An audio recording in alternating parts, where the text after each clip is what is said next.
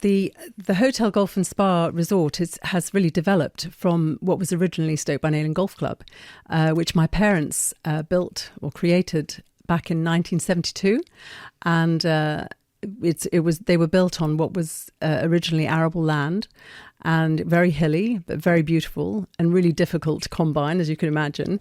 And one day my parents were walking along the fields and thought, this is really hard. We should be thinking about what else to do with this land. And actually, there's a shortage of golf courses in East Anglia. Why don't we build a golf course? And they were amazing entrepreneurs, my parents. Nothing fazed them, and they would never take no for an answer. If they had a dream about something, they would pursue it. And so basically they decided this was the thing they should do. And they went to the bank managers to borrow the money. And they had to really persuade them, but my mother had a great art of persuasion, particularly with bank managers. And they finally managed to get the funds, and they built first the Gainsborough course, the championship course, in 1972, along with the clubhouse. And then about 5 years later, they built the Constable course. And that remained as a successful golf club right up until 1999. And it's quite a long story. I don't know how much of this you want me to go into, but basically we then also had Capella fruit juices at the time, and which I can tell you about a little later. But when we sold that in 1997 to Tropicana, it meant we then had the funds to go ahead and expand the original golf club into the Stoke-by-Nayland Hotel Golf and Spa that we have today. And we then built, so there's an 80-bedroom hotel. There's 9 conference rooms and banqueting suites. We've got a state-of-the-art gym and a peak spa and restaurants. We've got a 2-rosette restaurant and retail shops. And we have a driving range. And we've now built 5 beautiful self-catered lodges on an area of land that was the Women's Land Army Hostel. Now, of course, something that we're going to really sort of pick up on and talk about is that it was very much a stage-by-stage thing here. And so when did you get involved in the capacity that you're currently in, looking after the PR and marketing? Quite a long time ago, actually. I don't really want to say what the date was because it'll tell you how old I am. But I started working in the family business just after I finished my music degree at Exeter University. And my parents, for various reasons, ended up owning a restaurant in London, in Hampstead High Street. And in fact, it was 2 restaurants and a whole food shop. And one of them was the largest vegetarian restaurant in London at the time, called Pippin. And it employed 40 staff. And my parents, who were basically fruit growers in Suffolk at the time, said, we need some help running this restaurant. If you're not going to do anything in particular, why don't you come and run it for us? Were you travelling from Suffolk to London for this? No, I moved straight from Exeter, where I was at university, into London. And I started off sleeping on friends' floors, and eventually managed to find a flat. And I ended up running this restaurant, which was open 7 days a week. From about 8 in the morning, the shop opened, and then about 2 in the morning, the upstairs restaurant, which was a French bistro, closed. I was also trying to play my violin in a London orchestra, the YMSO, which was the Young Musicians Symphony Orchestra. And we were rehearsing twice a week and giving concerts once a month in places like St John Smith Square and Queen Elizabeth Hall. And so I basically had to wing it quite a lot in my violin playing so that I could actually keep the restaurant going. But it was a really interesting job and a real steep learning curve. I had to also get up at like 4 in the morning and go and buy vegetables from Covent Garden Market and do all the banking and train the staff. And so it was great in a way that my parents had such faith in me as a 21-year-old. And there were times when I remember being in tears on the phone to my dad saying, "Oh, I can't do this." He said, "Of course you can, you'll be fine." And with their support, I just managed to take it from what was then a loss to a profit. mainly because I was on site. I think a lot of it because it was a cash business and everything. But it was a great place to work. We had live music. And when I finished my year, my sister Carmela, who was at Oxford doing agriculture, she then came along and did her stint. So it was a good learning curve. My sister Susanna had also been working at Pippin, travelling up from Suffolk. So all three of us learned a lot about management, catering, hard work.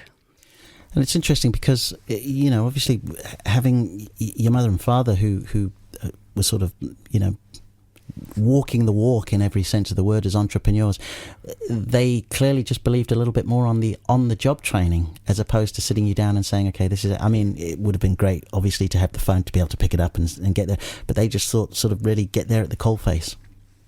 Absolutely. The thing is, neither of them had any training in what they were doing. My dad was in the Admiralty. He was the armament supply officer in the war in Mauritius, and my mother trained in insurance, actually, in Israel, where she grew up.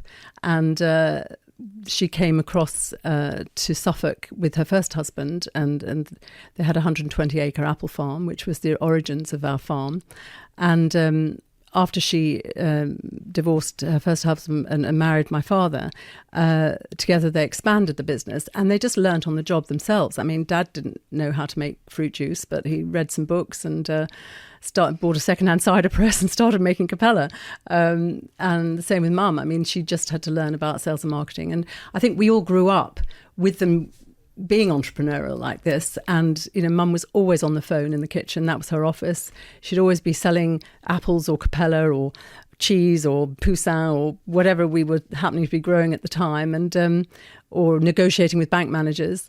And my sisters and my brother and I just all grew up listening to this. And I suppose it must have rubbed off on us in a few ways. Okay, fantastic. Well, this is good stuff, and we're going to sort of talk about how you sort of then made that transition from London to moving over. But another key part of the entrepreneur's journey here is the music.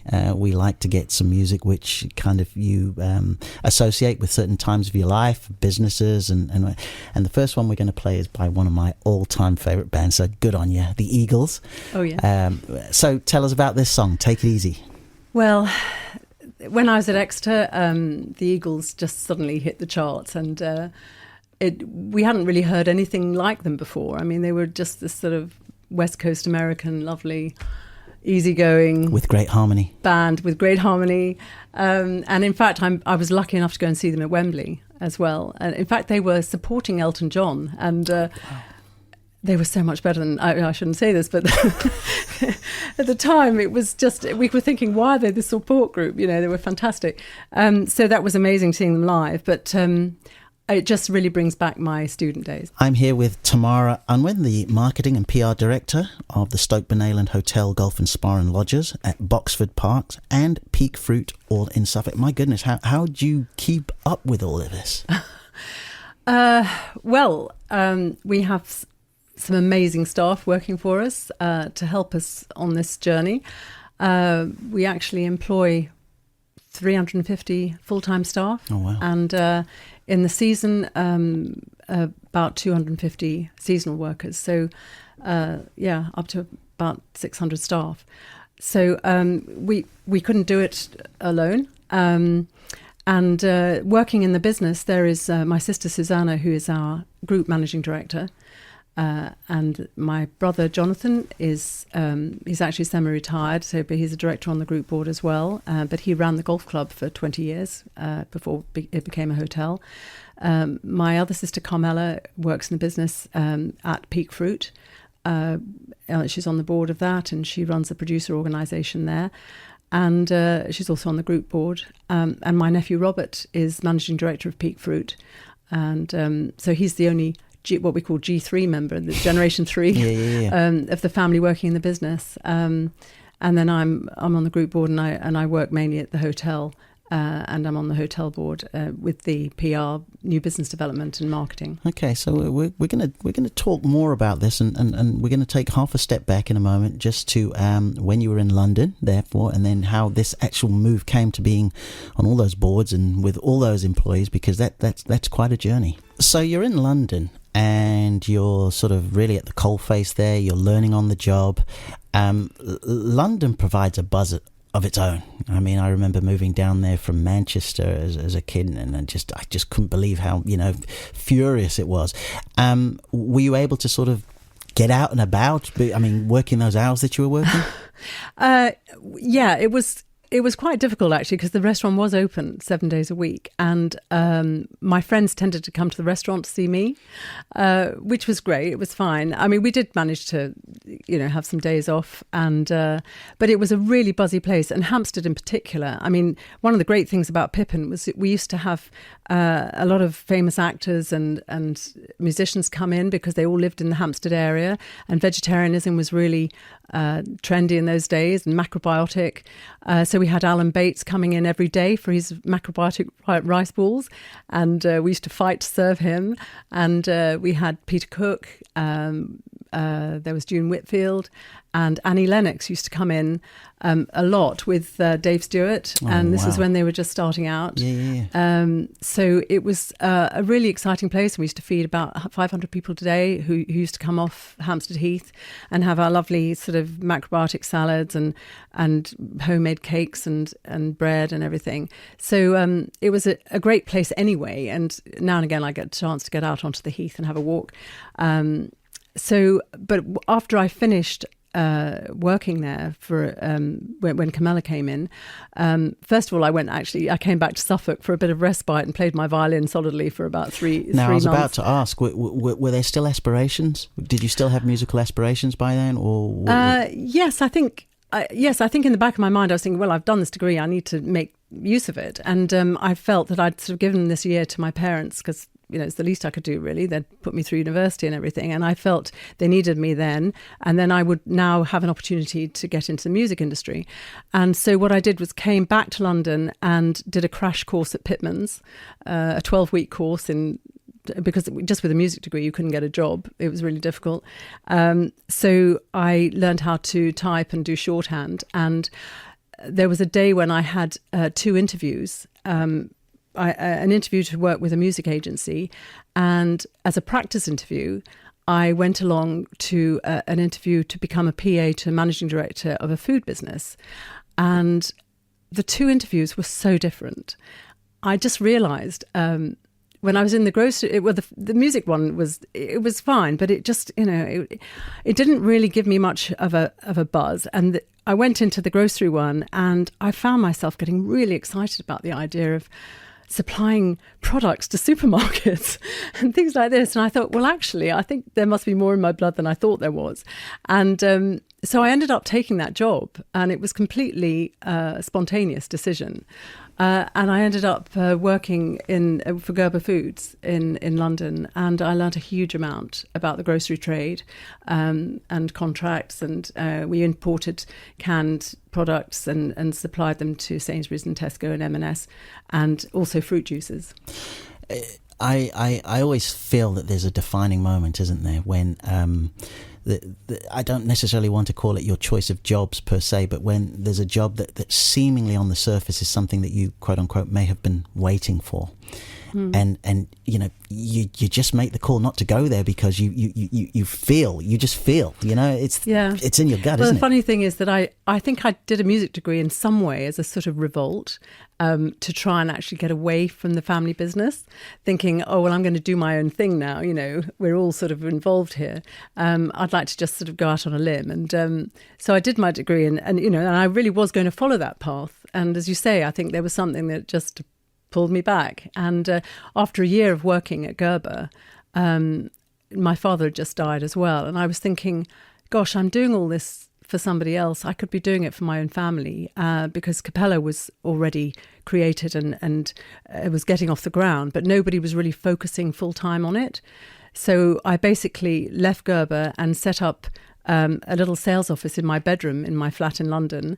And I basically had a telephone, a car, a typewriter, filing cabinet, and a cool box and little taster cups. And I basically started ringing up all the supermarkets and said, hi, I've got an amazing product here I'd like to show you.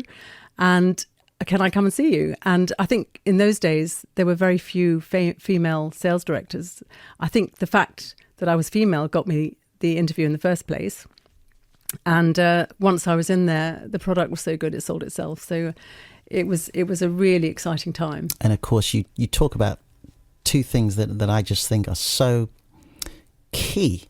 You picked up the phone and you went to see people. Mm-hmm. And it's interesting, isn't it? Because now we have all the tools, we have the gadgets where you can press a button and reach out to someone or something, but nothing really is better than this, is it? No, nothing can replace human communication.